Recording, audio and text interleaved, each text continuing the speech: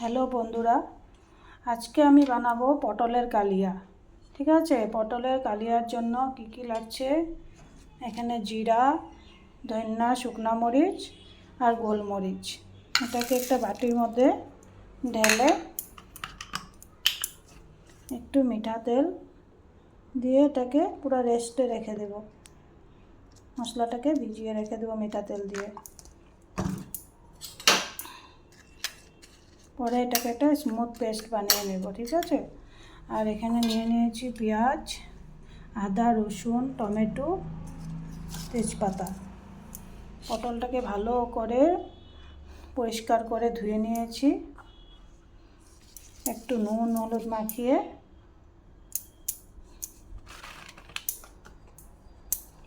নুন হলুদ একটু মাখিয়ে রেখে দেবো।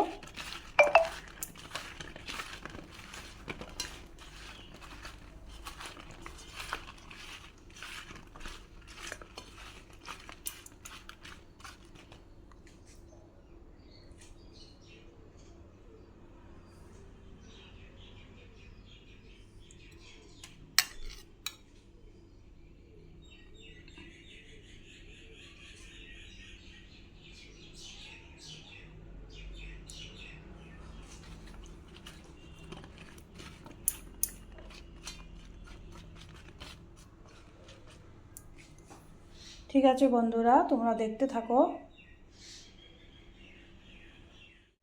বন্ধুরা, আজ আমি বানাচ্ছি খুবই সুস্বাদু পটলের কালিয়া, যেটা ভাতের সাথে খেতে একদম পারফেক্ট।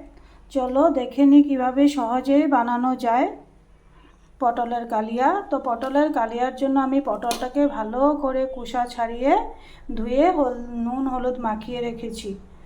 আর মশলাটা পেস্ট করে নিয়েছি, আদা, রসুন, পেঁয়াজ কেটে নিয়েছি, টমেটো, তেজপাতা। বন্ধুরা, কড়াইও বসিয়ে দিয়েছি। এখন একটু লালচা করে পটলগুলোকে ভেজে নেব।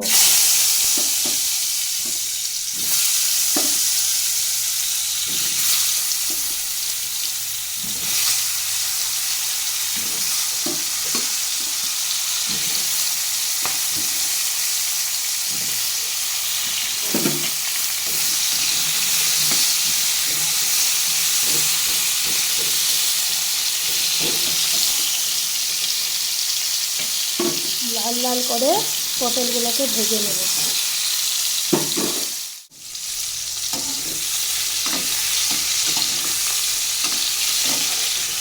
বন্ধুরা, একদম হালকা করে ভাজবো, বেশি ভাজবো না।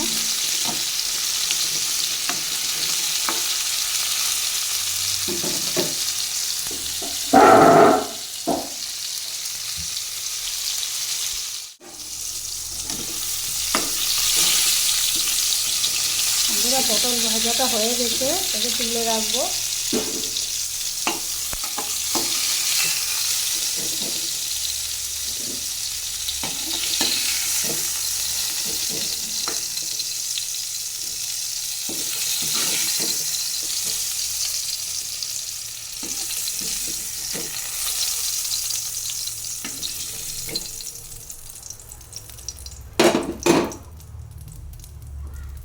এবার ওই তেলেই আরও একটু তেল দিয়ে দিব।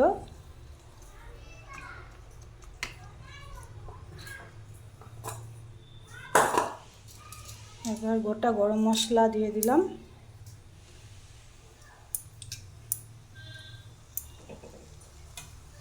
তেজপাতা দিয়ে দিলাম,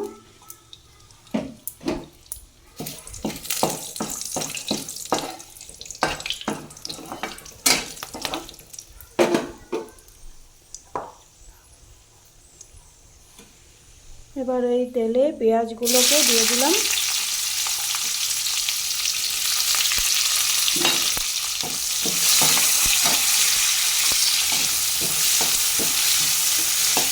পেঁয়াজগুলোকে ভালো করে ভাজবো যতক্ষণ না সুন্দরী বাদামি রং হয়ে যায়।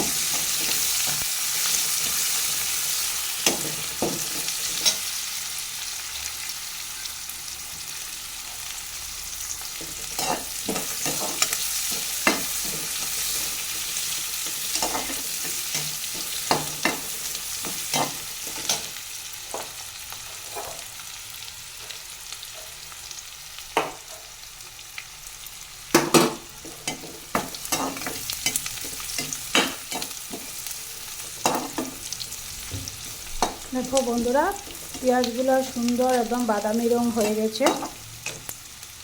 এবার আদা রসুন বাটা, টমেটো বাটা এই সব মশলা দিয়ে আবারও ভালো করে ভেজে নেব।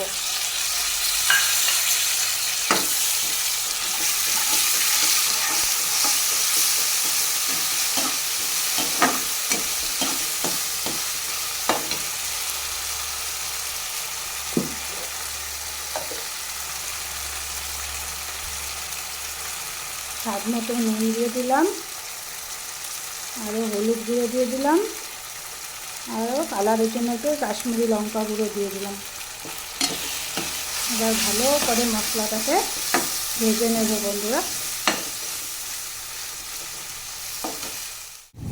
মশলা থেকে তেল ছাড়তে শুরু করে দিয়েছে। এবার এখানে পটলটা, ভেজে রাখা পটলটাও দিয়ে দিলাম। আবারও একটু মশলার সাথে পটলটাকে ভালো করে ভেজে নেব।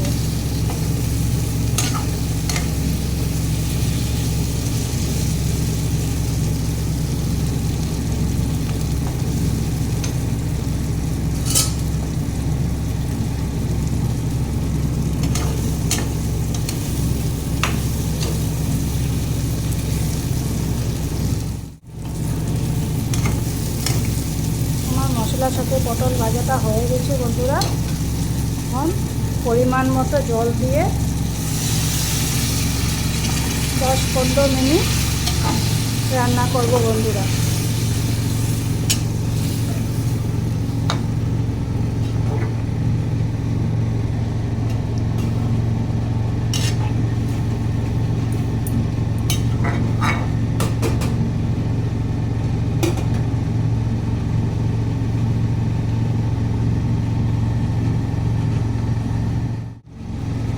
উপর দিয়ে একটু কাঁচা টমেটো আর কাঁচামরিচ উপর থেকে দিয়ে দিলে আরও টেস্টি হবে বন্ধুরা।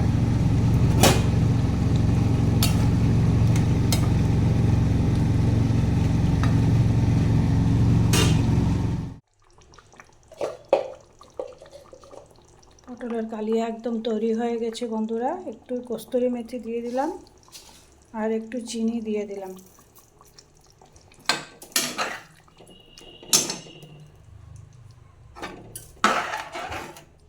দেখতেই পাচ্ছ একদম রেস্টুরেন্ট স্টাইলে পটলের কালিয়া একদম তৈরি। তোমরা অবশ্যই বাড়িতে ট্রাই করবে বন্ধুরা। ভিডিওটা ভালো লাগলে লাইক, শেয়ার আর সাবস্ক্রাইব করে দিও।